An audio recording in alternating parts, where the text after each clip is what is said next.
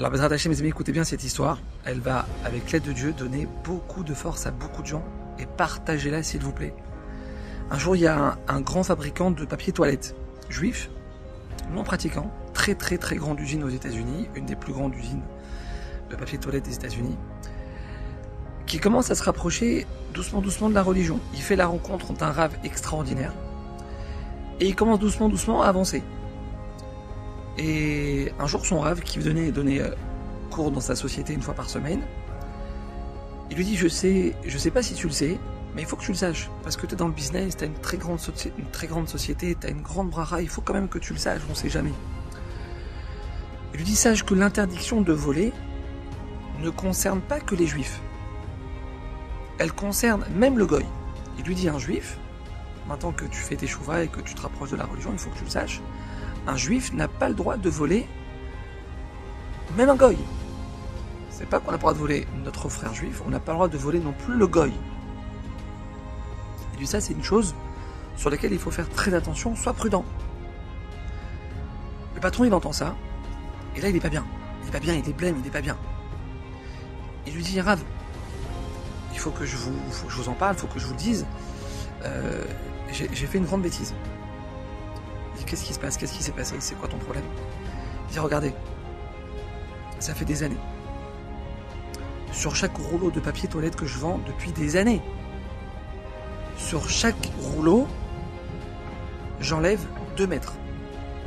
Sur l'emballage, c'est marqué que mes rouleaux de papier toilette font 20 mètres, donc je vends 20 mètres à mes clients, mais en réalité, mes rouleaux de papier de toilette, ils ne font que 18 mètres. Il dit, Rav, je vais faire tchouva là, il faut que je fasse tes chouvas, je ne peux pas rester comme ça. Qu'est-ce qu'il faut que je fasse, Rav? Son Rav, il réfléchit, comme ça, il prend 2-3 minutes, il commence à réfléchir un petit peu, il dit, écoute, j'ai une idée. Tu as volé certainement des dizaines de milliers de personnes, peut-être des centaines de milliers de personnes. C'est une faute qui est extrêmement grave. Une des plus graves de la Torah. C'est très grave. Mais Hachem, il laisse toujours une chance à ses enfants. Il lui dit, quelle que soit la faute et quelle que soit la gravité, on peut faire tes chouvas n'importe quand.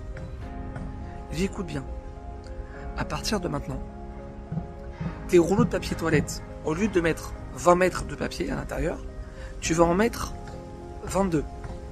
Tu vas rajouter 2 mètres de papier toilette sur chaque rouleau, en espérant que comme ça, pendant quelques années, tu puisses rendre l'argent que tu as volé à ces gens. Et il le fait. Chaque rouleau de papier toilette, il fait maintenant 22 mètres. Donc écoutez bien, mes amis, ce qui se passe maintenant. C'est Rav Zamir Cohen qui raconte cette histoire. Quelques mois après que ce patron il a décidé de rajouter 2 mètres sur chaque rouleau de papier toilette, quelques mois après, il y a une émission de télé très connue aux États-Unis qui décide de vérifier l'honnêteté de ces sociétés. Est-ce qu'elles vendent réellement ce qu'elles prétendent vendre? Est-ce qu'elles mettent réellement le métrage qu'elles prétendent mettre sur l'affichage, sur le papier emballage? Ils prennent les 4 plus grosses boîtes de papier toilette des États-Unis et ils mesurent. Ils prennent un rouleau de papier toilette de ces 4 sociétés et ils mesurent. Et là, ils se rendent compte qu'une de ces 4 sociétés, au lieu de donner 20 mètres à ses clients, elle donne 2 mètres en plus. Et là, ils deviennent fous. Comment c'est possible? 2 mètres sur chaque rouleau de papier toilette, c'est pas possible. Ils vérifient ça dans plusieurs villes des États-Unis et ils se rendent compte que dans chaque ville, c'est le même phénomène, 22 mètres au lieu de 20. La présentatrice de l'émission, elle est choquée, elle est comme sous le choc de voir de se rendre compte de la générosité et du grand cœur de ce patron de cette société. Et il décide pendant l'émission de donner le nom de la société. Imaginez le coup de pub phénoménal que ça représente. Hachem,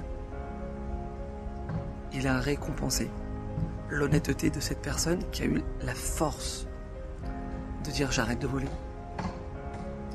Je fais tchouva. Et si je peux rendre ce que j'ai volé, je le rends. Dans la semaine qui a suivi, ce patron, mes amis, il a multiplié par 10 son chiffre d'affaires.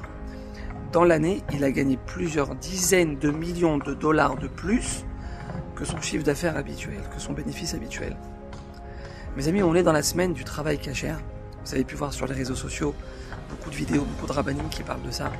Mes amis, celui qui est honnête, celui qui marche avec Hachem, avec la conviction que sa parnassa, elle est entre les mains du maître du monde. Hachem décide de ce que tu vas gagner, Baba. C'est pas toi, c'est pas ce que tu es en train de faire, c'est pas l'affaire dans laquelle tu es rentré, c'est Dieu qui décide de ta parnassa. Une personne qui traverse des moments difficiles dans sa parnassa et elle continue de marcher avec Hachem. Elle touche pas l'argent qui ne lui revient pas. Elle ne touche pas l'argent qui ne lui revient pas. Il sait que si en ce moment sa parnassa est difficile, c'est forcément pour son bien. Et peut-être cette parnassa un peu compliquée en ce moment, ça lui évite certainement des problèmes beaucoup plus graves qui auraient dû lui arriver. Hachem, si tu me fais galérer, c'est qu'il y a une raison. Peut-être qu'en me faisant galérer, tu m'accordes une bonne santé. Le problème que je suis en train de vivre, Hachem, il est à sa place. Mes amis, une personne qui vit comme ça, elle peut être tranquille. Que Hachem, à un moment donné, il va lui ouvrir les portes. Tu me fais confiance? Tu vas pas vers la solution de facilité? Tu vas pas vers la solution de facilité. Non, tu pries. Tu fais des doutes, tu parles avec Hachem, tu te renforces dans ta émouna. Je te promets que je vais m'occuper de toi, mon fils. Quelqu'un qui fait confiance en Hachem, Rabotai, mes amis, Hachem, il s'occupe de cette personne.